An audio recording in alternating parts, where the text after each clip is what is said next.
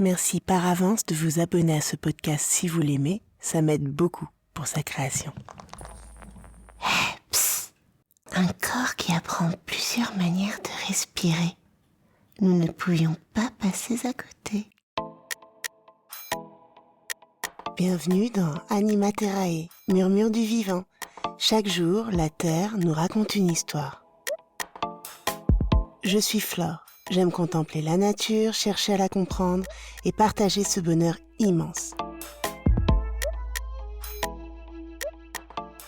Bonjour vous. Aujourd'hui, j'aimerais vous parler d'animaux que l'on croit modestes, parfois un peu maladroits, et qui pourtant comptent parmi les plus anciens et les plus performants du vivant.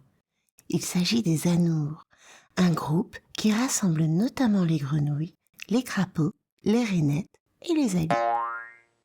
Avant d'entrer dans le détail, il est utile de préciser que ces animaux appartiennent à un ensemble plus large, celui des amphibiens.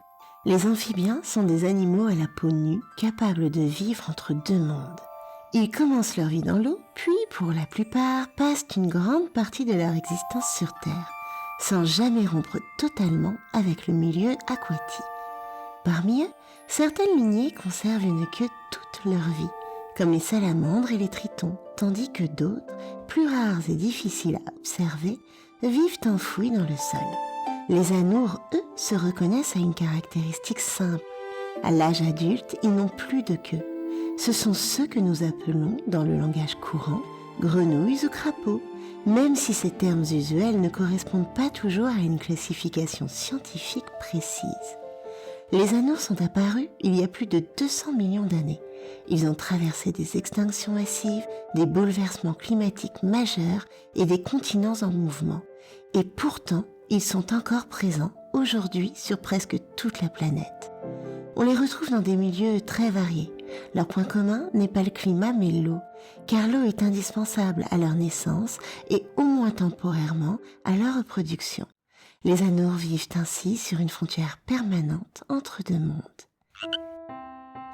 Ils commencent leur vie sous forme de têtards, un stade durant lequel ils respirent grâce à des branchies, à la manière des poissons. Puis, leur corps se transforme de façon radicale. Des pattes apparaissent, les poumons se développent et la queue disparaît, recyclée par l'organisme lui-même.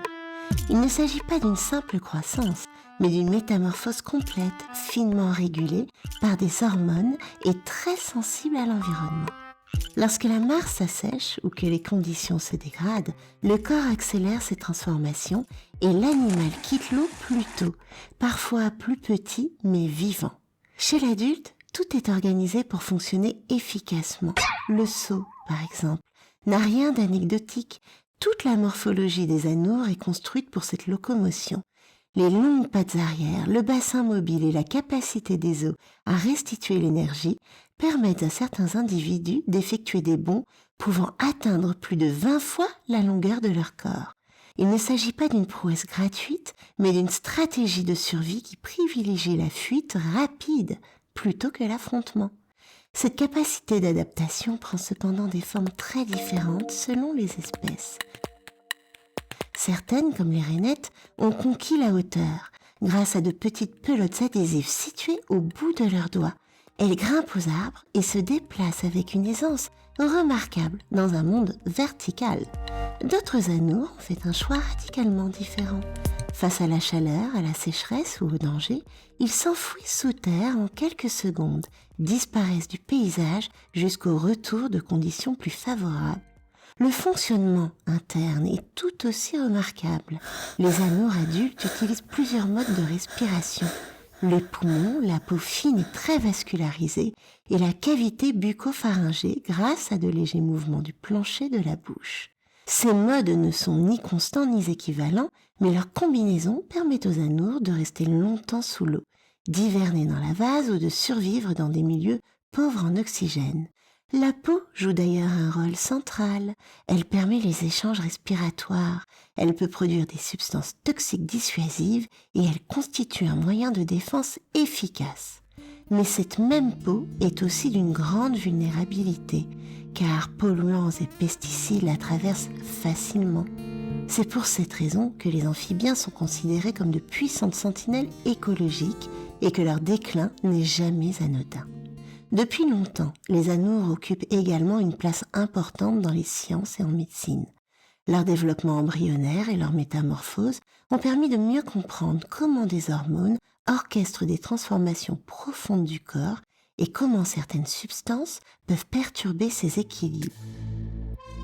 Dans l'art et l'imaginaire collectif, la grenouille incarne depuis longtemps la transformation et le passage, non par effet de style, mais parce que sa biologie même donne forme à cette idée de changement. Et pourtant, malgré leur ancienneté et leur ingéniosité, les anoures déclinent aujourd'hui à un rythme inquiétant.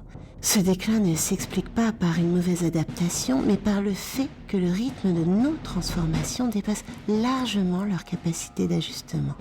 Peut-être ont-ils alors quelque chose à nous apprendre sur l'adaptation, sur la sobriété et sur une forme de performance qui n'a pas besoin de se montrer pour être efficace.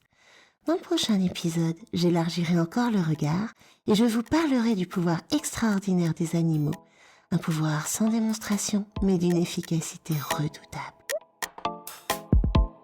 Merci d'avoir écouté Anima Terrae, Murmure du vivant. Et souvenez-vous, gardez les yeux grands ouverts sur la beauté simple du monde qui nous entoure.